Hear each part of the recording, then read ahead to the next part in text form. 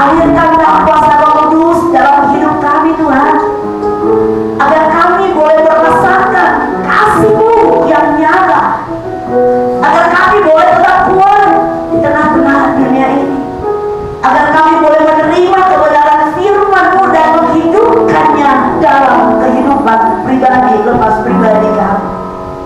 Hati kami siap untuk dengar firman-Mu, hati kami siap untuk terima firman-Mu. Bersabdalah Tuhan melalui hamba-Mu, urapi hamba-Mu dengan keterbatasan hamba-Mu.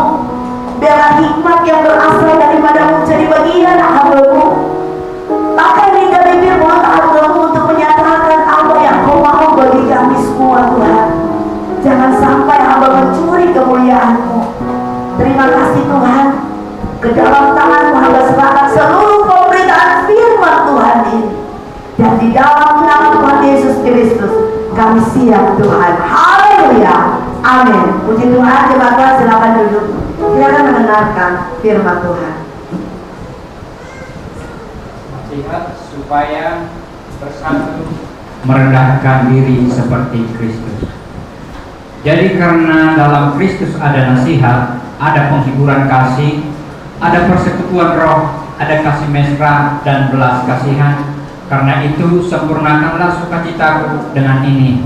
Hendaklah kamu sehati sepikir dalam satu kasih, satu jiwa, satu tujuan, dengan tidak mencari kepentingan sendiri atau puji-pujian yang sia-sia. Sebaliknya, hendaklah dengan rendah hati yang seorang menganggap yang lain lebih utama daripada dirinya sendiri. Dan janganlah tiap-tiap orang hanya memperhatikan kepentingan sendiri, tetapi kepentingan orang lain juga. Hendaklah kamu dalam hidupmu bersama menaruh pikiran dan perasaan yang terdapat juga dalam Kristus Yesus. Amin. Puji Tuhan. Silakan duduk. Jemaat Tuhan yang diberkati oleh Tuhan, pagi menjelang siang hari ini kita boleh bersyukur atas kebaikan Tuhan, kemurahan Tuhan dalam setiap kita, sehingga kita boleh ada sampai dengan hari ini. Tanpa Tuhan kita tidak bisa berbuat apa-apa. Saudara yang terkasih dalam firman Tuhan pada pagi hari ini, saya beri judul berkat dalam kesatuan. Ini merupakan nasihat dari Rasul Paulus kepada jemaat yang berada di Filipi tentang bagaimana agar jemaat Tuhan yang ada di tempat ini bersatu dalam kerendahan hati. Saudara, manusia diciptakan memiliki 3 bagian, benar ya? Roh, jiwa, dan tubuh. Bisa kita bayangkan jika bagian itu terpisah-pisah, tubuh berjalan sendiri, roh berjalan sendiri, dan jiwa berjalan sendiri. Tubuh tanpa jiwa mati, benar? Tubuh tanpa roh juga mati. Makanya dalam 3 kesatuan yang dimiliki oleh manusia, yaitu tubuh, jiwa, dan roh, harus bersatu agar manusia itu bisa hidup di tengah-tengah dunia ini. Saudara, begitu pun di dalam tubuh manusia ada panca indera, ada bagian-bagian tubuh yang memiliki fungsi berbeda-beda. Amin.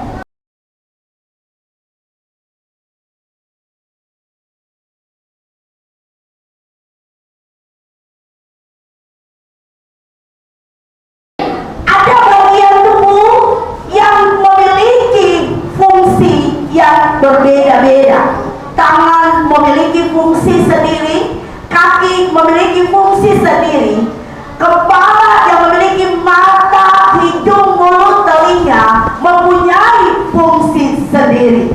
Bisa kita bayangkan jika kepala berjalan sendiri, tangan berjalan sendiri, kaki berjalan sendiri, apa jadinya? Yang ada orang-orang di sekitar kita lari ketakutan karena masing-masing bagian tubuh kita berjalan dengan sendiri. Jadi tangan tidak bisa hidup tanpa kaki, tangan tidak bisa hidup tanpa kepala, tangan tidak bisa hidup tanpa tubuh, benar? Begitupun sebaliknya, walaupun mungkin anggota-anggota terkecil di dalam tubuh kita memiliki peran masing-masing,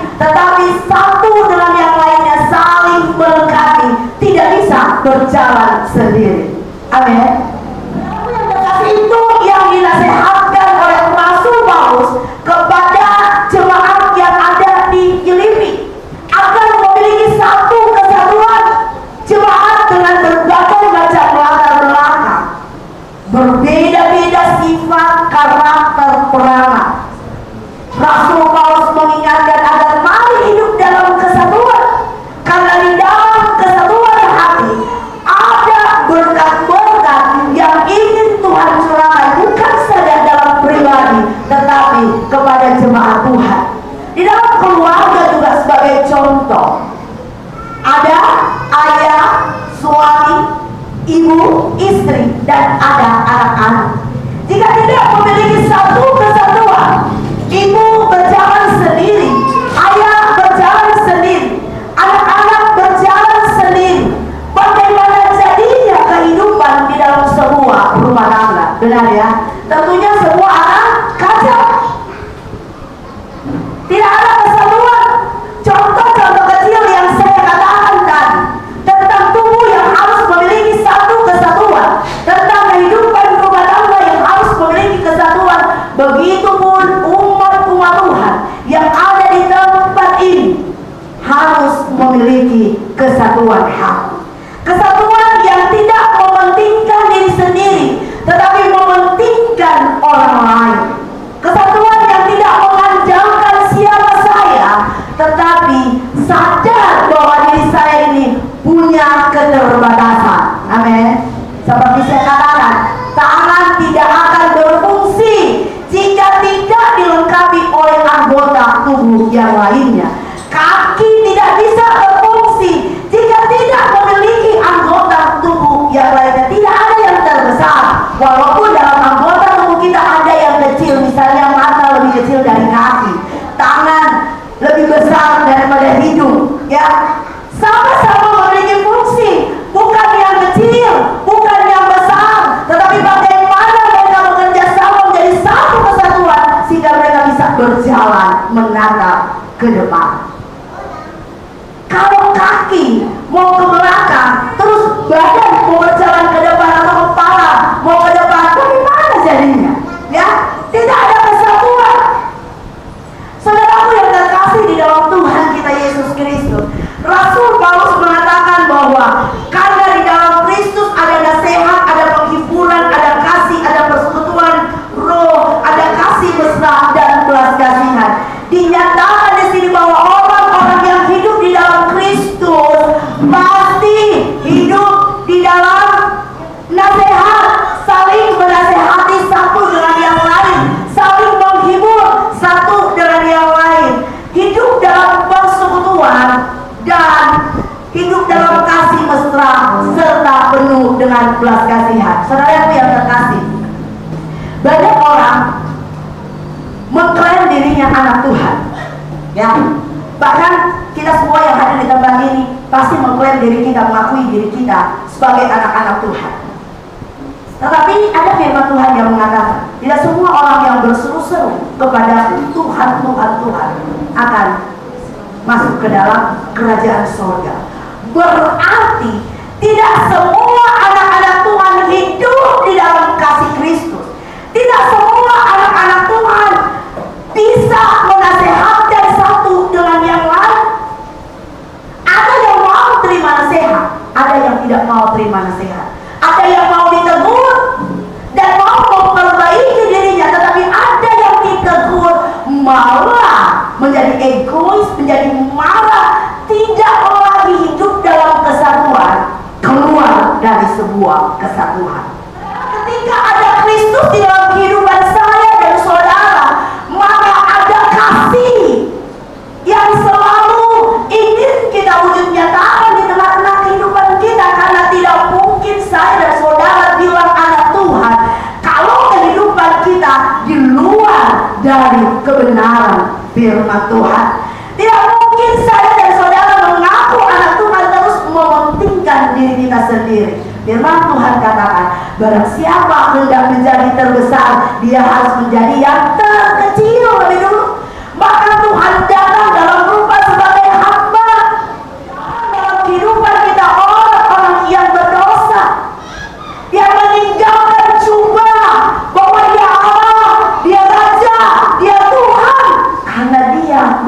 untuk mengasihi saya dan saudara. Maka nonsen saya katakan orang itu anak Tuhan kalau tingkah lakunya, pola hidupnya tidak sesuai dengan kebenaran firman Tuhan. Kalau kita mengaku anak Tuhan, pasti kita akan taat, kita akan setia, kita tidak akan menyombongkan diri bahwa kalau bukan karena aku, maka pelayanan itu tidak akan berjalan. Kalau bukan karena aku di situ, maka tidak akan begini, tidak akan begitu.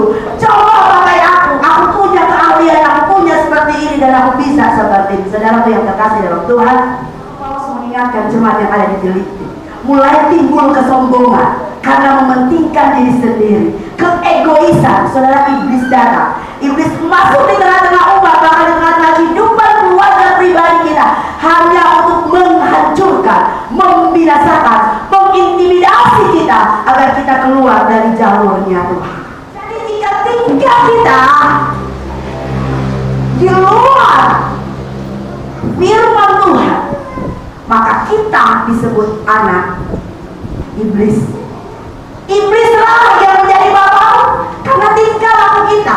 Kita tidak hidup dalam ketaatan, kita tidak hidup dalam kasih, tidak mau bersekutu, tidak hidup dalam kasih mesra, dan tidak hidup dalam belas kasihan. Kemudian karena itu kata Rasul Paulus, sempurnakanlah sukacitaku ini dan hendaklah kamu sehati sepikir, satu kasih, satu jiwa, satu tujuan. Saudara yang terkasih dalam Tuhan, jika kita hidup di dalam kasih Kristus, maka pasti kita semua hidup dalam kesatuan, satu hati, satu jiwa, sehati kita berpikir. Walaupun ada perbedaan-perbedaan, tapi kita mau semuanya bahwa apa yang kita lakukan semata-mata untuk kemuliaan nama Tuhan, bukan untuk kepentingan diri kita sendiri. Amin. Saudara, firman Tuhan katakan bahwa kalaupun kamu membakar dirimu, semuanya itu tidak ada gunanya jika kamu tidak memiliki kasih. Kasih adalah dasar sebuah hubungan. Kasih adalah dasar sebuah persekutuan. Kasih adalah dasar umat-umat Tuhan. Bahkan kasih adalah dasar untuk kita mengasihi Tuhan, karena Allah yang kita sembah adalah Allah yang penuh dengan kasih. Nah, kalau kita memiliki kasih dalam kehidupan kita bisa diatur. Kita tidak akan memiliki keegoisan. Kita mau hidup bersekutu, menerima kekurangan si A, menerima kelebihan si B, menerima keterbatasan si C, karena kita satu. Bahkan bangsa kita memegang suatu semboyan, yaitu kalau kita bersatu, maka kita akan kuat. Kalau kita bercerai, kita akan runtuh. Apalagi anak-anak Tuhan, kita harus memiliki kesatuan untuk menyamakan pikiran kita dengan yang satu. Itu pasti tidak mudah, ya. Untuk menyamakan pikiran suami dan istri itu pasti tidak mudah. Terjadi gesekan-gesekan, pertentangan. Nah, saya maunya begini, karena istri, enggak, saya maunya begini. Tetapi pada akhirnya, ketika ada kasih di dalamnya, maka pikiran A dan B disatukan sehingga bisa berjalan dengan baik. Amin. Saudara terkasih, kembali dalam pembacaan kita, hendaklah kamu sehati sepikir, dalam satu kasih, satu jiwa, dan satu tujuan. Pikirkanlah, firman Tuhan katakan, pikirkanlah hal-hal tentang kerajaan surga. Jangan pikirkan perkara-perkara dunia. Pikirkanlah tentang kekekalan. Bagaimana kita berusaha untuk hidup baik di tengah-tengah dunia ini, karena hidup kita di dunia ini hanya sementara. Kita harus berjuang memikirkan perkara-perkara surgawi, karena perkara-perkara dunia yang dipikirkan oleh orang-orang dunia akan membawa kita di dalam kebinasaan. Dunia dan isinya akan binasa, akan hancur, tapi kekekalan, janji Tuhan, janji firman Tuhan akan tetap selama-lamanya dan akan menjadi bagian setiap kita yang benar-benar mau hidup di dalam kasih Tuhan. Saudara, hari ini anugerah itu masih ada. Amin. Hari ini ada zaman anugerah, zaman pertobatan besar-besaran. dengan cuma-cuma kepada kita. Dia tidak membatasi anugerahnya, karena janji Tuhan tidak akan pernah berubah walaupun manusia berubah. Amin. Janji Tuhan tidak akan pernah berubah walaupun manusia tidak sedia, tidak taat. Tuhan ingin kita semua diselamatkan. Amin. Tetapi manusia ada yang ingin dibinasakan. Tuhan ingin kita semua selamat. Untuk itulah Dia datang ke tengah-tengah dunia ini dalam rupa sebagai anak untuk menebus kita. Karena Dia rindu kita semua masuk surga. Tetapi inilah pilihan. Banyak orang yang tidak memilih untuk hidup merespon kasih Tuhan, sehingga hidup mementingkan diri sendiri, egois, sedikit kesenggol langsung marah, sedikit ditegur langsung marah. Itu kalau memang ditegur atau kesenggol. Dan ada yang tidak disenggol, tidak ditegur, langsung melakukan hal-hal yang tidak sesuai dengan kebenaran firman Tuhan, yang tidak sesuai bahwa diri kita mencerminkan sebagai anak Tuhan. Saudaraku yang terkasih dalam Tuhan, ketika kita menyadari bahwa saya dan saudara adalah anak-anak Tuhan, maka kita harus sehati, sepikir, satu tujuan. Amin. Bagaimana jadinya? Hidup dalam keluarga atau rumah tangga, seperti yang saya katakan tadi, bapak berjalan ke utara, ibu berjalan ke selatan, anak-anak berjalan ke timur dan ke barat. Apa jadinya? Apakah Tuhan akan mencurahkan berkat ketika kehidupan keluarga kita, kehidupan jemaat Tuhan berjalan sendiri-sendiri menurut keegoisan kita? Tidak. Mari kita baca di dalam Mazmur 133 ayatnya yang pertama. 133 ayatnya yang pertama, silakan. Mazmur 133 ayat yang pertama, firman Tuhan, nyanyian biara Daud. Sungguh alangkah baiknya dan indahnya apabila saudara-saudara diam bersama dengan rukun. Katakan amin. Amin. Saudara, ketika ada kesatuan, maka jemaat Tuhan pasti hidup dalam kerukunan. Ada berkat Tuhan dalam sebuah kesatuan. Ketika rumah tangga itu bersatu, ayah, ibu, dan anak bersatu, maka ada berkat yang akan Tuhan curahkan dalam kehidupan kita. Ketika jemaat Tuhan di tempat ini bersatu, maka kita akan melihat berkat-berkat Tuhan akan tercurah dalam kehidupan gereja di tempat ini. Karena ada kesatuan, satu perasaan. Tidak mungkin saudara ketika kita ada di dalam Tuhan terus kita mementingkan keegoisan kita. Kalau kita sebagai anak-anak Tuhan, kita pasti mementingkan kepentingan Tuhan, tidak mementingkan diri kita sendiri. Sayangnya, menurut survei, banyak anak Tuhan hidup dengan keakuannya, ingin dihargai, ingin dihormati, ingin dipuji. Dan itu ada di dalam karakter anak-anak Tuhan yang bilang bahwa aku anak Tuhan. Kalau tidak disanjung, kalau tidak dipuji, kalau tidak dihargai, tidak mau melayani. Tetapi semakin dipuji, semakin barulah saudara tahu, ketika kau menerima banyak pujian dalam pelayananmu, maka berkatmu terletak di sini. Kau mulai bangga dengan pujian, ketika kau mulai merasa wow, aku hebat, dan kau menerima pujian dari manusia, maka upamu terbayar. Mari kita di dalam ayat kebenaran firman Tuhan kita pada hari ini. Saudaraku yang terkasih di dalam Tuhan kita Yesus Kristus, untuk memiliki kesatuan hati, untuk memiliki satu tujuan, satu pikiran, dibutuhkan kerendahan hati. Amin. Karena tidak mungkin kita akan mengakui kelebihan orang lain kalau kita tidak rendah hati. Tidak mungkin kita akan mementingkan orang lain kalau kita tidak rendah hati. Tidak mungkin kita akan memiliki kesehatian dalam berpikir kalau kita tidak hidup dalam kerendahan hati. Tidak mungkin kita memiliki satu jiwa dan satu tujuan jika kita tidak hidup dalam kerendahan hati, baik dalam sebuah persekutuan maupun di dalam kehidupan rumah tangga. Tidak akan mungkin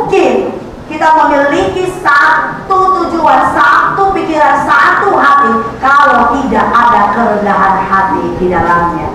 Ketika kita egois, maka kita harus introspeksi diri kita, apakah kita rendah hati atau tidak. Karena untuk menerima berkat firman Tuhan katakan harus memiliki kesatuan.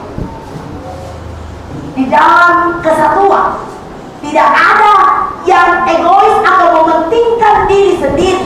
Pasti kepentingan orang lain yang diutamakan.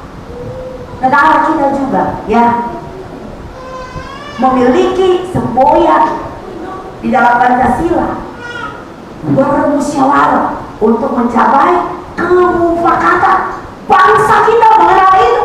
Tetapi sayangnya anak-anak Tuhan terkadang tidak mau musyawarah, tidak mau berundingkan, merasa aku benar, kamu salah, merasa memiliki peranan yang paling penting, merasa hebat. Padahal semua itu hanyalah titipan. Ya, pada akhirnya semua lalu berkata, ku tinggal semua. Pada akhirnya saat ku kembali ke surga. Saudara, mari kita sejenak merenungkan. Ketika kita lahir, apa yang kita miliki? Kita nggak bisa apa-apa. Kita hanya bisa Kita membutuhkan orang tua. Kehidupan kita di tengah-tengah dunia ini juga membutuhkan orang lain. Kita tidak bisa hidup sendiri di tengah-tengah dunia ini. Dengan berbagai macam karakter, sikap orang-orang yang ada di tengah-tengah dunia ini, tidak bisa kita pungkiri bahwa kita hidup di tengah-tengah mereka.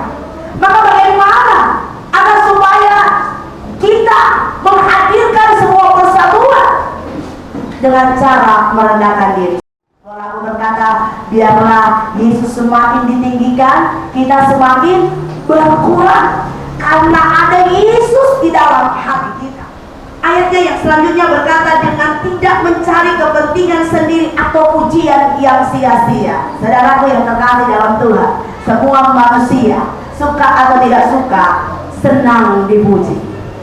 Coba tanya sama kanan kirimu, kamu senang dipuji nggak? Senang banget ya? Nggak bisa dipungkiri, kita senang dipuji. Saudaraku yang terkasih, natur manusia kita menginginkan pujian dari orang lain. Itu tidak bisa disangka. Tetapi orang yang rendah hati tidak akan sombong ketika dipuji. Orang yang rendah hati tidak akan sombong ketika memiliki kelebihan, karena kelebihan itu berasal daripada Tuhan. Amin. Apa jadinya kalau semua manusia itu jadi pemain musik atau pemain keyboard semua? Lalu siapa yang main gitar ya? Siapa yang main bass? Siapa yang berkhotbah? Siapa yang jadi jemaat? Kita bisa bayangkan ya, semua pemain keyboard, waduh, tapi siapa yang mendengarkan? Nah, ketika kita memiliki kesatuan, kita ada di dalam aturan-aturan yang membuat kehidupan kekristenan kita tertib di tengah-tengah dunia ini. Ketika kita memiliki kesatuan hati, kita hidup dalam kasih mesra, kita harus mendahulukan kepentingan orang lain, tetapi kita juga harus memiliki hikmat yang mengajarkan kita untuk tidak bodoh di tengah-tengah dunia ini. Hendaklah dalam hidupmu bersama menaruh pikiran dan perasaan yang terdapat juga dalam Kristus Yesus. Saudaraku yang terkasih dalam Tuhan, kalau kita anak-anak Tuhan, maka pikiran kita sama seperti Kristus. Amin. Kalau kita anak-anak Tuhan, maka perasaan kita sama seperti Kristus. Perasaan kasih, perasaan yang tidak menghakimi, perasaan yang tidak menuntut balas, tidak egois, tetapi selalu mengutamakan Tuhan di atas segala-galanya. Mari kita hidup dalam kerendahan hati. Memang tidak mudah, namun jika kita sadar bahwa semua yang kita miliki, kita terima berasal daripada Tuhan, hidup ini adalah anugerah, maka kita akan hidup dalam kerendahan hati dan rindu untuk tetap bersatu, bersama-sama membangun kerajaan Allah di tengah-tengah dunia ini.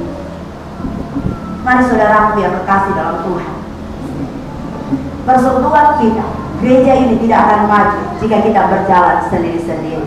Aku ke kanan, aku ke kiri, aku ke depan, dan aku ke belakang. Walaupun kita hanya bilangan yang sedikit, Tuhan mau kualitas. Tuhan mau apa? Kualitas hidup sehari. Sebagaimana jemaat yang mula-mula mereka hidup dalam kesatuan hati, mau berkorban untuk pekerjaan Tuhan. Karena kata bahasa, walaupun saudara lakukan, firman Tuhan katakan begitu, walaupun aku memberikan tubuhku ya, untuk dibakar, kalau aku nggak memiliki kasih, maka semuanya sia-sia. Itu sudah tubuh. Apalagi berbicara tentang harta kekayaan. Mari kita membangun satu dengan yang lain, nah, tidak egois, mengutamakan kepentingan Tuhan, mengutamakan gereja Tuhan, mengutamakan kepentingan banyak orang, bukan keegoisan kita sendiri. Karena para saudara, kalau kita egois, maka tidak akan pernah habis-habis kebutuhan di dalam kehidupan kita. Nah, mari kita hidup dalam kerendahan hati, membangun persekutuan ini karena Tuhan saling menguatkan, saling membantu, saling menasehatkan, hidup dalam kasih mesra, penuh dengan belas kasihan. Karena itulah ciri khas anak-anak Tuhan. Jangan pikirkan mereka. Kita harus berbeda dengan mereka, amin. Karena kita anak-anak Tuhan, kita bukan anak-anak iblis, amin. Jangan kita mudah dipengaruhi oleh dunia, dan kita mudah dipengaruhi oleh teman-teman kita, dan kita mudah dikatakan anak-anak Tuhan menyeling juga anak-anak setan. Tapi saya percaya di tempat ini yang dulu semuanya anak-anak Tuhan, amin. Tapi tanya dulu sebelah kanan kiri, mau anak Tuhan atau anak siapa? Yang perlu dipertanyakan, disahkan ya kan? Diketok palunya, apa ya Tuhan? Apa bertingkah aneh-aneh? Maka itu dipertanyakan, apakah engkau anak Tuhan atau bukan? Saudaraku yang terkasih dalam Tuhan, tidak ada yang perlu kita banggakan di tengah-tengah dunia ini. Karena pada akhirnya hanya ketaatan, kesetiaan, kerendahan hati yang akan membawa kita kepada Tuhan. Amin. Tuhan gak minta apa-apa. Tuhan hanya minta ketaatanmu, kesetiaanmu, dan kerendahan hatimu di tengah-tengah dunia ini. Karena orang yang setia, orang yang taat, orang yang rendah hati, ya wes, dia pasti anak Tuhan. Amin. Tetapi kalau tiga hal ini tidak ada dalam kehidupan kita untuk membangun sebuah persekutuan yang baik di dalam Tuhan, kita sendiri yang menjawabnya. Kita berdiri di posisi yang mana? Ya, kita berdiri di posisi yang benar sebagai anak Tuhan, atau kita berdiri di posisi yang tidak benar sebagai anak-anak yang membawa kehancuran, kebinasaan bagi orang-orang di sekitar kita. Sekali lagi firman Tuhan katakan, di mana ada kerumunan, di situ ada berkat-berkat Tuhan. Di mana ada kesatuan hati, sepikiran, satu tujuan, maka di situlah ada berkat-berkat Tuhan. Di dalam keluarga, rumah tangga, di dalam gereja, di dalam semua persekutuan, jika ada kesatuan hati, maka masalah, persoalan, tantangan dalam kehidupan kita pasti bisa kita atasi. Karena ada kesatuan hati. Iblis paling suka memporak-porandakan kehidupan kita. Amin. Ya. Iblis suka mencerai-beraikan. Iblis takut kalau ada kesatuan hati. Maka belajar dari firman Tuhan pada pagi menjelang siang hari ini, kan kita belajar memiliki kesatuan hati, hidup dalam kerendahan hati. Sekali lagi saya mau katakan, ketika ada Kristus dalam kehidupan kita, maka pasti hidup kita ada dalam kerendahan hati. Amin. Ketika ada Kristus dalam kehidupan kita, maka pasti kita akan lebih mementingkan kepentingan orang lain daripada kepentingan diri kita. Amin. Ketika ada Kristus dalam kehidupan kita, pasti kita nggak egois. Amin. Ketika ada Kristus dalam kehidupan kita, kita pasti tunduk kepada aturan, kepada perintah, kepada nasihat yang akan membangun kita di tengah-tengah dunia ini. Jadi, ketika kau tidak dengar apa kata gembalamu, perkataan yang benar, maka itu pun dipertanyakan. Apakah engkau mengasihi Tuhan, tunduk pada Tuhan, atau tidak? Kebenaran firman Tuhan ini ada untuk dipatuhi, untuk dilakukan, bukan untuk diabaikan. Banyak dari kita belum mengerti banyak tentang kebenaran firman Tuhan. Untuk itulah sebabnya maka ada hamba-hamba Tuhan yang diberikan hikmat untuk menjelaskan bagaimana jemaat Tuhan, anak-anak Tuhan, pelayan-pelayan Tuhan hidup dalam kesatuan, hidup dalam kebenaran firman Tuhan, dan selalu memuliakan Tuhan di dalam kehidupannya. Amin. Saudara mau diberkati? Hidup dalam kesatuan hati. Saudara mau dipulihkan? Hidup dalam kerendahan hati. Lihatlah, janji Tuhan akan selalu menjadi bagian bagi setiap kita yang hidup dalam kerendahan hati, hidup dalam kesatuan, dan selalu memuliakan Tuhan dalam kehidupan kita. Amin. Haleluya. Bagi saudara kita akan menyanyikan satu pujian. Ku tak membawa apapun. Miliki hati sebagai hamba. Kita memiliki hati sebagai hamba, rendah hati, maka Tuhan disenangkan. Taat, setia. Lihatlah berkat-berkat Tuhan yang akan Tuhan curahkan dalam kehidupan setiap kita. Amin. Haleluya.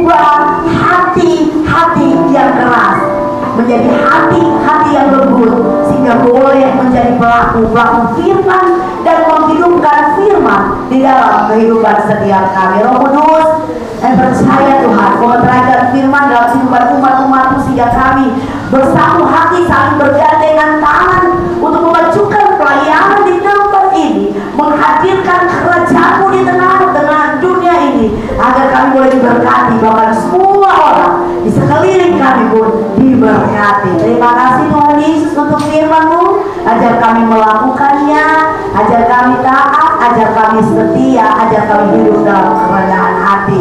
Kami mau disebut anak-anak Tuhan, anak-anak yang memiliki karakter Bapa, anak-anak yang melakukan perintah Bapa, anak-anak yang mengasihi Engkau dan mengaplikasikan kasih di tengah-tengah dunia ini. Saatnya Tuhan, kami akan memberkati pekerjaan Tuhan di tempat ini. Engkau berkati tangan-tangan yang terulur, memberkati pekerjaan umat-Mu, pekerjaan yang berbeda-beda. Engkau berkati sesuai dengan janji-Mu, ketika mereka memberi dengan sukacita, memberi dengan kerelaan, bukan untuk manusia, tetapi untuk kemuliaan nama-Mu. Terima kasih Tuhan, ini doa kami percaya kami sudah diberkati dalam nama Tuhan Yesus. Haleluya, yang siap memberi dan sudah diberkati.